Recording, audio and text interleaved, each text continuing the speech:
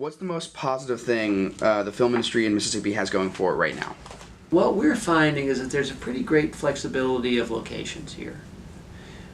You know, for a long time we were just the South. We were Southern locations. And so what's happened recently with the incentive, with us, and with our incentive being equal with many other states, is that we were now competing for projects that weren't Southern, that were Texas, Midwest, wherever. And so it's what we've been forced to do is go out and look at Mississippi a different way and find locations that we didn't know were there, or look at locations in a different way. I've been working in the film industry in Mississippi full-time for about the past 8 years, and what I have seen in that time period is a dramatic increase in skilled filmmakers, and skilled crew. And I'm talking about either working in the sort of the independent small budget film arena, as well as feature films that come to Mississippi that have large budgets and hire bigger crews. So I think I know that Mississippi, with the foresight and leadership of our Mississippi Film Office, who then worked with the Mississippi Legislature and our leaders to create the film rebate program, that has really incentivized companies to come make films in Mississippi.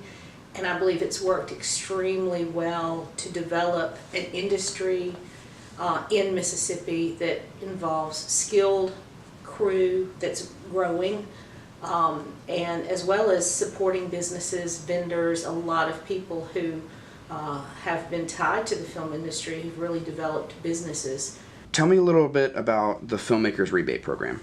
It was created in 2004, and it's evolved since. In those days it was like 10%, and now it is a 25% rebate on spend, what a director, what a producer spends in Mississippi, and then it's a 30% rebate on resident cast and crew payroll, so Mississippians who are involved in the production.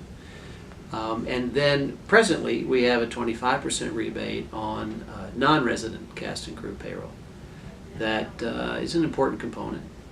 However, it sunsets, ends on July the 1st of this year, 2017. So. Or the choice not to renew this bill is one of the big reasons why I am making this documentary. So, I mean, what are your thoughts on that specifically? Well, it's going to hurt us. It's it just is a challenge, and it's a very competitive industry.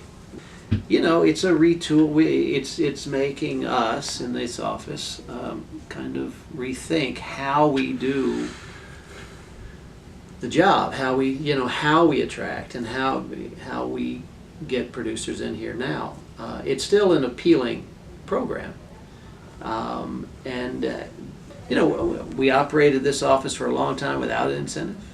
We operated it for a long time with a smaller incentive. So, you get challenges and you figure them out, which is what we do all the time here. How do you think film in Mississippi can benefit our stories? Some of the most dramatic events in the history of this nation happened here. Specifically the Civil War and civil rights. These were periods of great upheaval and emotion, and that is what stories are about. And a lot of those stories have been told by our people already. This history and this legacy of storytelling is really big, and it's something that Nina and I have always pushed on, that you're the next generation of Mississippi storyteller. I think, and I know, we have a very rich legacy and tradition in Mississippi of storytelling, and that's evident by world-famous, acclaimed writers who are from Mississippi, Faulkner, Welty, many others. And I think that working in the film industry in Mississippi as an art builds upon that great Mississippi storytelling legacy and takes it from the written page, which is wonderful in and of itself, to a multidisciplinary art form or a multifaceted art form of film. So I think it's just a perfect extension of our great written storytelling legacy to then develop that and nurture that storytelling in a filmmaking way. You know, and we're surrounded by not just great stories and people who have great stories, which I think is the most important thing. That we've got a lot of real stories that need to be told. You know, we just and that's one thing that we know we'll look at that moving forward. That this is a big thing that we can do. So one of the things that you do is you head up the Crossroads Film Society. First off, tell me a little bit about that. Crossroads Film Society is a nonprofit organization that was founded back around 1999 by a number of filmmakers and film aficionados who were still here in the Jackson area. So the mission of the Crossroads Film Society is basically to bring films to Mississippi audiences that they might not otherwise have an opportunity to see, or to screen films in order to entertain audiences, provoke dialogue, and learn from one another. Talk a little bit about more how the film festival and the Film Society can benefit filmmakers in Mississippi. Like, what does it have to offer for filmmakers inside Mississippi? Sure. The Crossroads Film Festival, we encourage filmmakers from everywhere to apply, but we're particularly interested in receiving films submitted by Mississippi filmmakers or films with some connection to Mississippi. And we actually program specific blocks that feature Mississippi-made films. So that's another component of the film festival. It's not a Mississippi only or Mississippi exclusive film festival, but we definitely encourage and showcase Mississippi-made films. What are some of the positive things that you've heard from non-local filmmakers say about filmmaking in Mississippi? No. Well, they love the place. They love the people.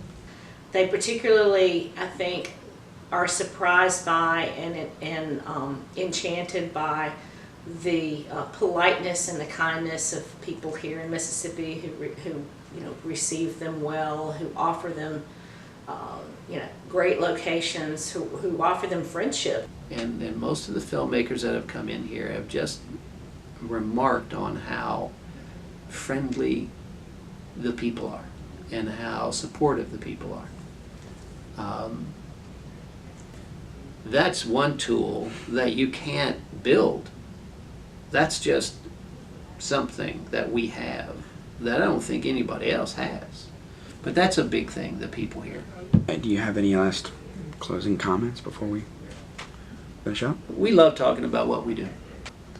And we keep learning. We keep learning every day because this industry keeps changing. I don't know, I couldn't spend 30-something years doing a job that wasn't as variable and volatile as this industry is, and so that's you're always engaged, and it's unique in itself, unique in this state government in terms of how it works. It's just a unique job that is always something. It's always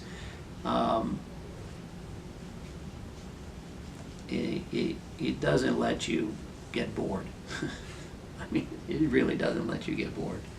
So that's a great thing.